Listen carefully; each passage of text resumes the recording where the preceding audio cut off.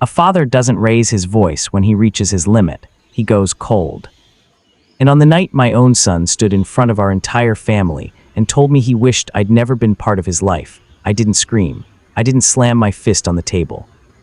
I simply placed my silver fork beside my plate, adjusted my watch, and gave him exactly the distance he demanded. It was a warm Saturday evening in Westlake Hills, Texas. 78 degrees, a soft twilight breeze coming off the lake.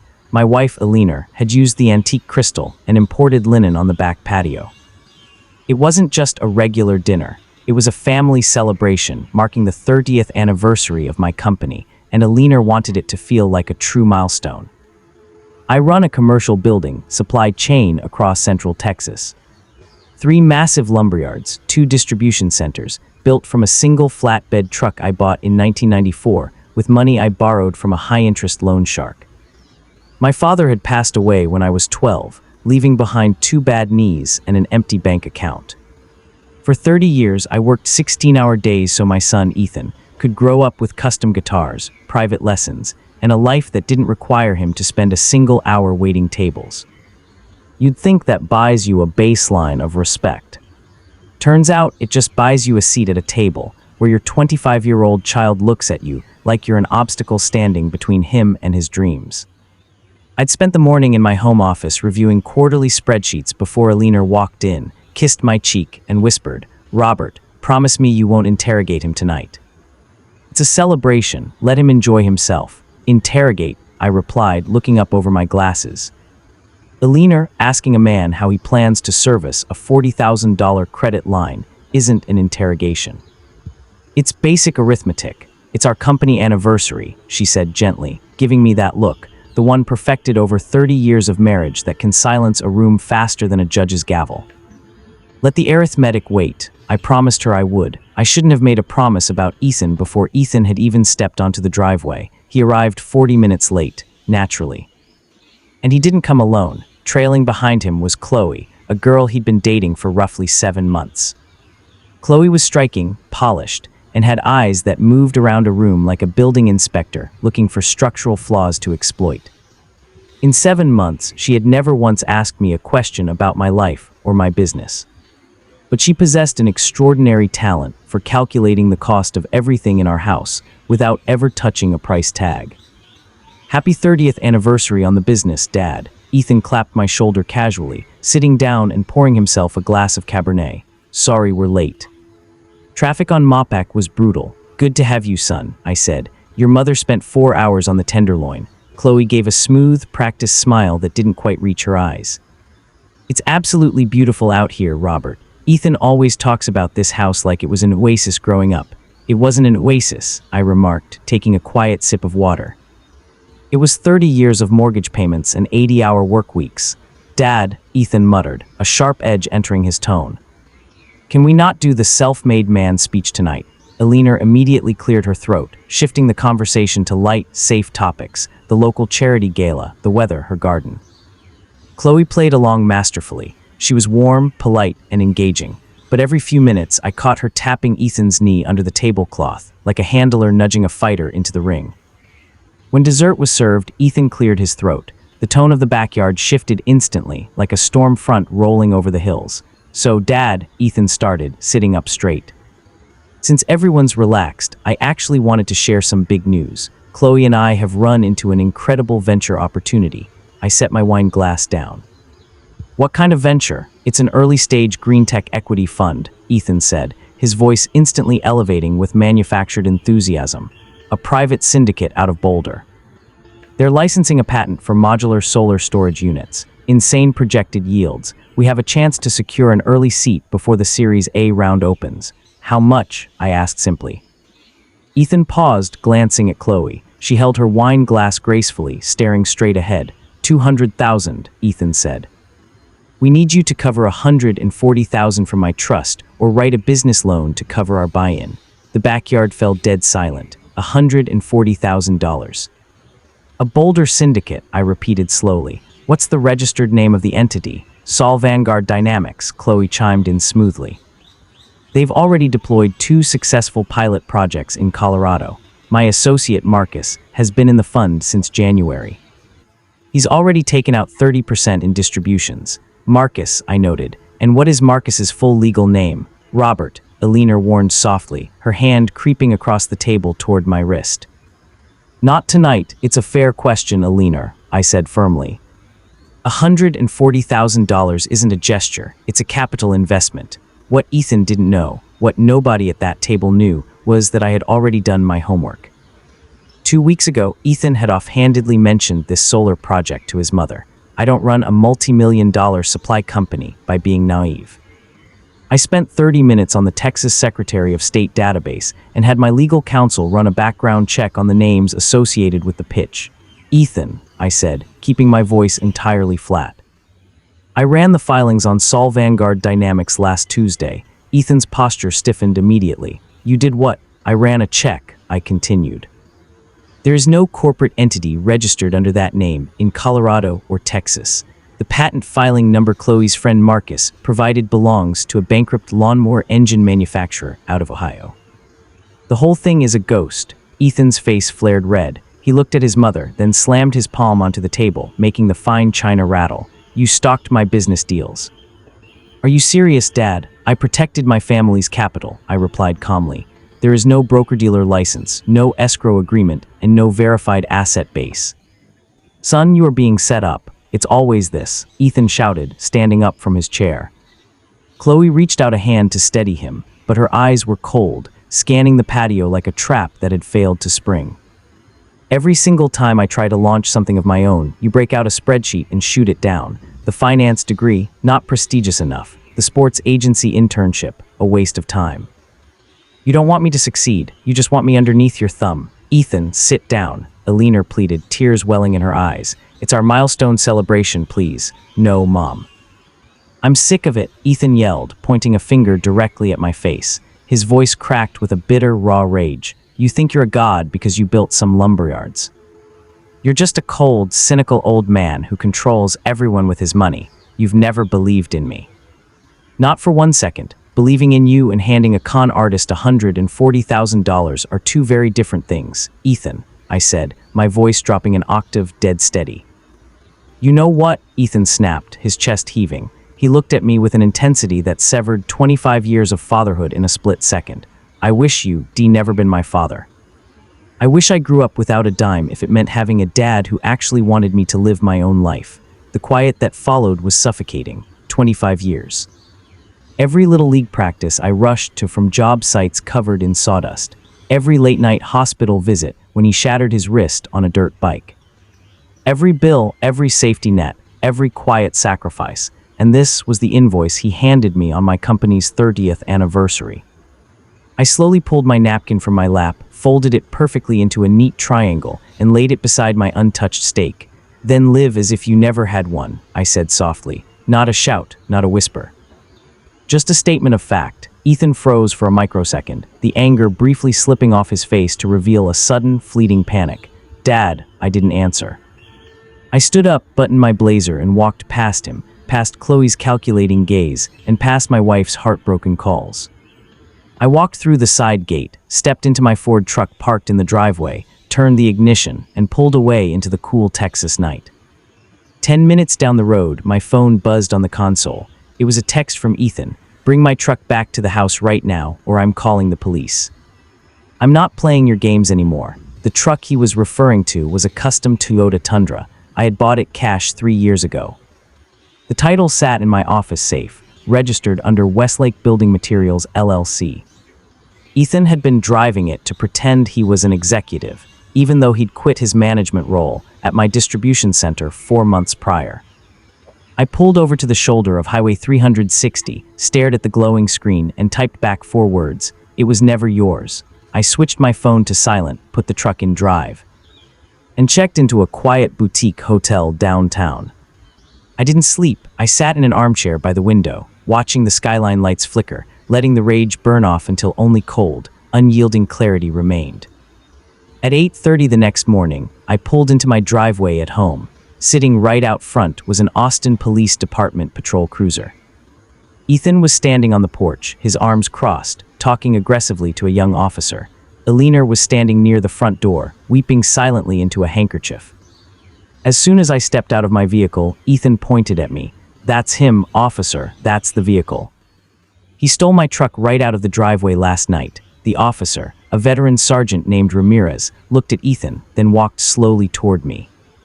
"Sir, is there a dispute over this vehicle?" Without saying a word, I opened my briefcase, pulled out the original state title, the corporate registration documents, and my driver's license. Handing them over. "I am the sole owner of Westlake Building Materials LLC," I said quietly. "The vehicle is titled to my company. My son was permitted to use it during his employment. He resigned in February." I reclaimed my corporate property. Officer Ramirez looked at the legal documents, looked at the corporate seal, and let out a tired sigh. He turned around to face Ethan. "Son, the truck is registered to his business. He's the sole legal owner. There is no unauthorized use, no theft, and no crime here. This is a private matter. Do not waste police department resources again." Ethan's jaw dropped. "What?" "He took it while I was. If you attempt to file a false report, I will cite you," Ramirez interrupted cleanly, closing his notebook. He gave me a polite nod. "Have a good day, mister." Vance, as the patrol car backed out of the cul-de-sac, Ethan stood on the porch steps, shaking with embarrassment and rage. "You humiliated me," Ethan screamed, his voice echoing across the quiet neighborhood. "You brought a cop to your own home to prove a point. You called the police on your father over a vehicle you never spent a dollar to own," I replied, standing at the base of the steps. "You wanted to live without a father, Ethan. This is what it looks like when nobody is standing behind you to absorb the damage of your mistakes." Before Ethan could shout back, his phone rang. He looked down at the screen. His expression instantly shifted from rage to a sickening, hollow pain. He answered it. "Chloe, what do you mean?" "No, wait. What about the escrow account?" I watched his eyes widen as he listened to the voice on the other end. "Chloe, Chloe." He pulled the phone away from his ear. She had hung up. I kept my hands in my pockets, standing entirely still. "What happened, Ethan?" The transfer," Ethan stammered, his confidence evaporating like mist in the Texas sun. "I sent $60,000 from my liquid savings on Thursday to lock in our allocation. Chloe said her associate needed it in escrow before the weekend." $60,000, I repeated flatly. "And let me guess, the wire didn't go to a corporate escrow account. It went to a private account that cleared 5 minutes ago." Ethan slumped onto the stone steps, burying his face in his hands. Her phone is turned off. The portal website is down. Coastal Vista, Sol Vanguard. It doesn't matter what name they used," I said quietly. "I told you on Thursday. The entity does not exist. You knew." Ethan looked up, his eyes bloodshot, desperate. "You knew she was going to take it. Why didn't you stop me? I sat at my own dinner table and tried to explain it to you," I said. "And you told me you wished I had never been born into your life. You wanted independence, Ethan. You got it." The next 3 weeks were a masterclass in reality. It turned out Ethan hadn't just lost his $60,000 savings account. To impress Chloe, he had also taken out a $50,000 high-interest unsecured personal line of credit, wiring that as well under the promise of guaranteed 20% weekly returns. In total, he was $110,000 in the hole, with an interest rate ticking up at 18% APR. Chloe was gone, vanished into thin air. My contact at the State Attorney General's Fraud Division confirmed what I already suspected. Chloe was an alias used by a seasoned romance and investment scam, ring-targeting wealthy young men in Austin, Dallas, and Scottsdale. She had secured her payout and moved on to the next city. Ethan's high-rise downtown apartment lease expired 10 days later. With no income, a maxed-out credit line, and no truck, he couldn't renew it. He didn't call me. He knew better. But he called his mother, sobbing in the parking lot of a local storage facility. Eleanor came to my office at the lumberyard that afternoon. She sat in the leather chair across from my desk, looking tired. "He lost everything, Robert," she said quietly.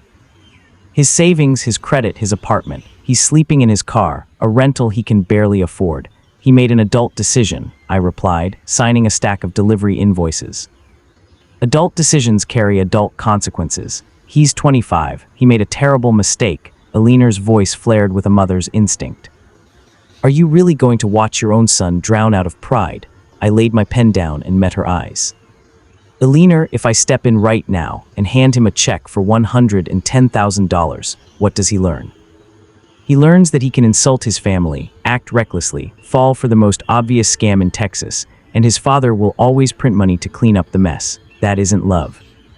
That's enabling, so what are you offering him? She asked, her voice trembling. He can move into the guest room above the garage, I said clearly. He will pay $300 a month in rent. He will get a job, any job, and he will pay off his own debt dollar by dollar. If he wants a father, I am here to guide him.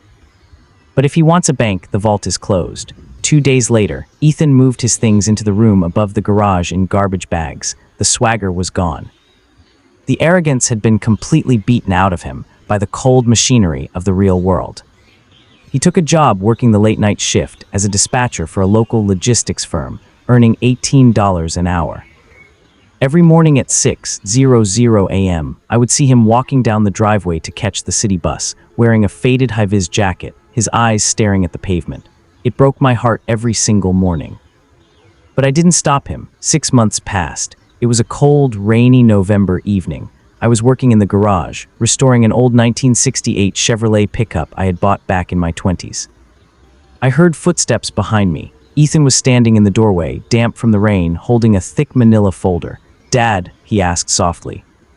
"In here," I called out, wiping grease off my hands with a rag. "What's up?" He stepped into the light of the garage overhead lamps.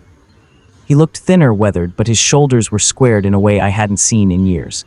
"I brought my monthly rent," he said, handing me 3 crisp $100 bills. "And I wanted to show you something." I took the money, set it on the workbench, and nodded toward the folder. "What's that?" Ethan opened the folder. Inside were neat, organized spreadsheets, bank statements, and debt repayment receipts. "I paid off the first credit line," Ethan said flatly, $18,000 down. "I worked 90 hours of overtime over the last 3 months. I also set up a structured settlement with the bank for the remaining balance at a fixed 4% interest rate." I looked over the numbers. Every single expense was accounted for, no fluff. No grand promises, just cold, disciplined work. "That's good work, Ethan," I said quietly. Ethan swallowed hard, staring at the concrete floor. "Dad, I spent 6 months thinking you hated me. I spent 6 months believing you let me fall just to prove you were right. And what do you think now?" I asked, setting the rag down. Ethan looked up, his eyes meeting mine with absolute sincerity. "I think that if you had written that check on your 30th anniversary, I'd probably be in jail right now, or hooked up with another Chloe, broke and stupid. You didn't leave me to drown. You just made me learn how to swim." He paused, his voice trembling slightly. "I'm sorry for what I said at dinner. You built everything we have out of nothing. I didn't earn a dime of it, but I acted like I owned the world. I was wrong." I stared at my son for a long moment.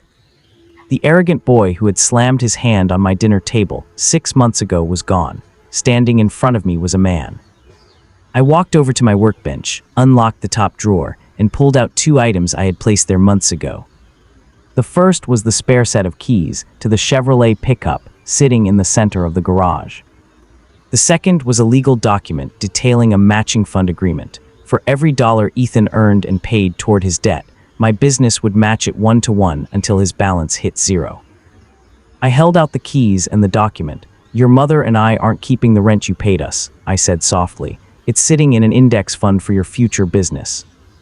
You drive this truck to work starting tomorrow, and you sign this paper. We clear the rest of that scam debt together, 50-50. Ethan stared at the keys in my palm, then looked at the document. Tears welled in his eyes, but this time he didn't wipe them away in shame. "Dad, I can't take this," he whispered. "You didn't ask for it." I smiled gently, placing the keys in his hand. "That's why you've finally earned it. Revenge isn't always about destroying the people who disrespect you. Sometimes the quietest, most powerful form of revenge is stepping back, letting the world teach them the lessons you tried to spare them from, and waiting patiently until they realize that the foundation you built was never meant to hold them back. It was built to keep them from falling." My son learned the value of $1, the weight of a father's silence, and the strength it takes to rebuild from 0. And for the first time in 25 years, when he looks at me across the dinner table, he doesn't see an obstacle. He sees the man who taught him how to stand. If this story resonated with you, please leave a like and share your thoughts in the comments below. I read every single one. And if you want to make sure you don't miss our next story of life lessons, hard truths, and family drama, hit that subscribe button and turn on notifications. Thank you for listening, and I'll see you in the next one.